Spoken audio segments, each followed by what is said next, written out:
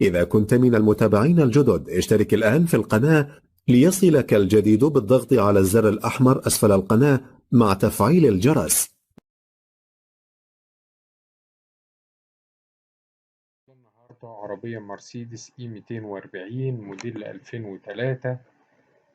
العربية دواخلها فابريكا، السقف فابريكا، رش خارجي حزام فقط اللي هو جوانب العربية، مرشة الكبوت والشنطة على اللحم فقط بدون معجون. العربية مرور طنطا بمحافظة الغربية، عددها 242 ألف كيلو. تم عمل صيانة كاملة في مركز متخصص متكلفة 60 ألف جنيه. كاوتش حالته 85%. بطارية جديدة، تم تغيير طنابير وزيوت وفلاتر وتير الفرامل. فيها زينون حساسات مطر، كاسيت أصلي، كراسي كهرباء، مرايات كهرباء، ستائر كهرباء، طالة وتابلو أبانوس. معاها المفتاح السبير بتاعها.